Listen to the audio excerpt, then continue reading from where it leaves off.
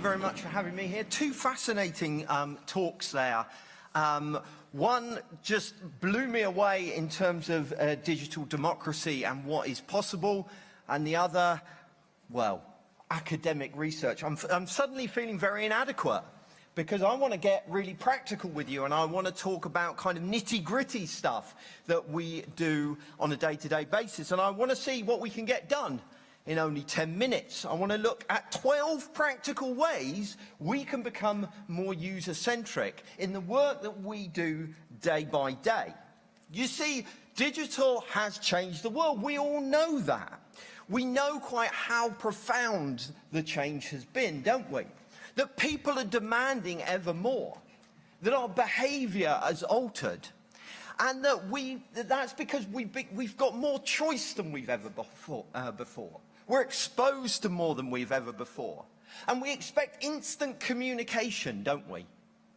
We expect instant communication with our friends, with our family, but most of all with other organisations.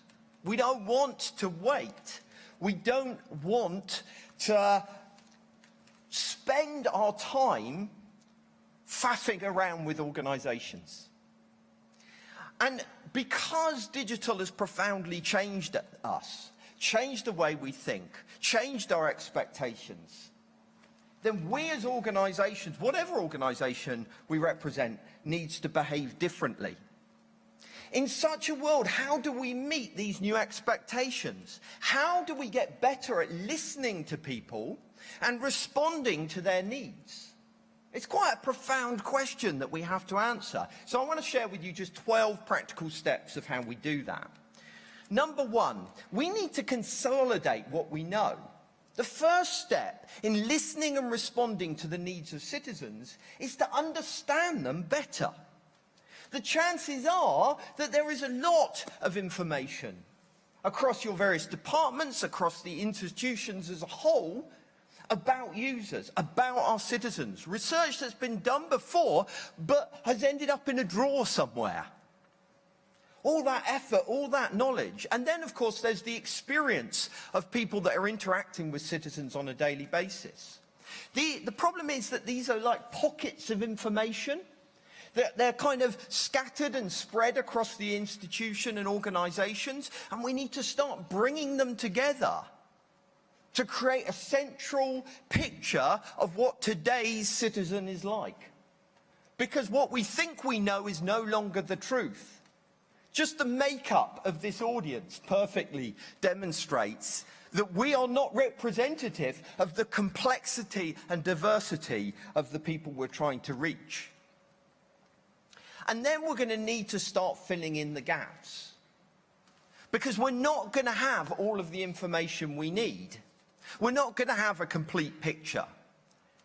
And the trouble is that we have this tendency when we work in the digital field, we work with technology, that we sit in our little bubbles and we don't actually have a lot of interaction with real citizens, with real people that are actually using our services. And as we heard in this morning's talk, we need to actually go and spend time with these people. We need to interact with them and get to know them. Now, when there's a lot of user groups, that can be very hard to do. It can feel very intimidating. We can't talk to all of these different users. Our users are too diverse. But here's the key. Talking to somebody is better than talking to nobody. Too often we sit isolated because we're overwhelmed by the task. Get out there. Start talking to people who are using the services you're interacting with. Start learning from them. And beyond that, we need to widen that sample with data. You will get valuable stories. You will start to empathize with people as you talk to them personally, but that's not going to be enough. You're also going to want to gather data like we've just heard about. But I would advise you that when you start thinking in terms of data, that you go in with specific questions that you want answered. Because so often we look at things like analytics and reports and big data and that kind of stuff, and we're just overwhelmed. And we end up looking at vanity metrics, right? What our bounce rate was, or how many visits we had to our website. And those don't really tell you much about users. So go in with specific questions. Use data to drill into those questions. Now, it's easy to become overwhelmed with all this information. And the truth is that even if you get this really good picture of users, even if you get to really understand the people you're trying to reach, nobody's going to be interested. Nobody's going to look at this huge amount of information. So we need to take the time to start simplifying down those messages. If we want the whole organisation to start thinking in a more user-centric way, to become more citizen-focused, then we need to start presenting this information in a much more compelling way. We need to use tools like customer journey mapping or empathy mapping. Simple infographics that we can give to colleagues, a snapshot of what user needs are. Maybe we want to turn these into artwork.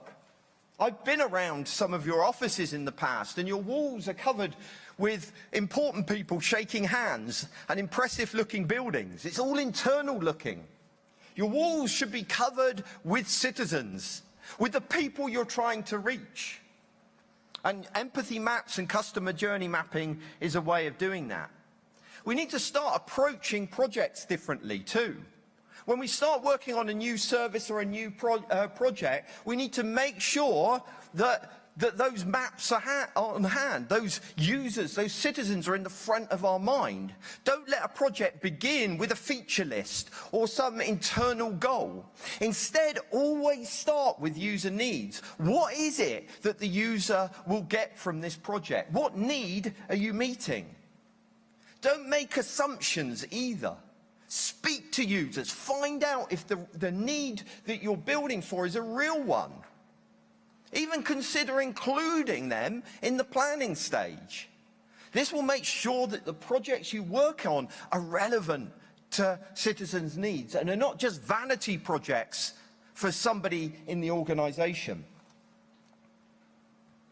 We need to start prioritising the projects we work on based on user needs as well. Unfortunately, we've all got limited resources to work with. There's only so many projects we can take on, and projects that actually fundamentally help users often get sidelined in favour of some senior manager's pet project. And that has to change. So we have to stop prioritising based on who shouts the loudest and work with colleagues and with management to agree a framework, a policy for prioritising what we work on. A policy that's built around user needs, not internal agendas. We need to be focusing content creation around user needs as well. Content creation suffers from a similar problem to projects. It starts from the premise of what do we want to say to the world, rather than what does the user want to know. And that has to change. When creating any content, we need to ask ourselves two fundamental questions. What does the user want to know about this subject, and what should they be doing next? But as we create content, we need to be careful of edge cases. Another issue with content creation is that we become caught up in complexity. We need to ensure clarity if we want to clearly communicate with users. One of the biggest problems with government in its various forms is it's not clear and transparent in a way that people can understand. And this is often a problem with edge cases, user groups that have maybe a slightly unusual need, or a specialist user group that's unusual. Now, we don't have the luxury of ignoring these people, but we need to be careful that in our attempt to address their problems, we don't end up adding more complexity for the majority. So edge cases are something we need to pay a lot of attention to. We need to change the way we work as well. We need to build digital services around needs, but we also need to build them in a different way, in a new way. We can't run these projects in the same way as we've run projects in the past. Big technological rollouts or building a building. This is a fundamentally different thing if we want to be user-centric. Not if we want to include the user's voice in the process. We need to approach things differently. Instead of project specifications, we need to prototype. Prototypes that we can gather feedback from real users over. Prototypes that can then be improved and iterated on, instead of having these specifications that are set in stone and can never change. And we need to work hard to be cross-disciplinary teams. If we're going to work in this different way, then we can't continue to work in our silos.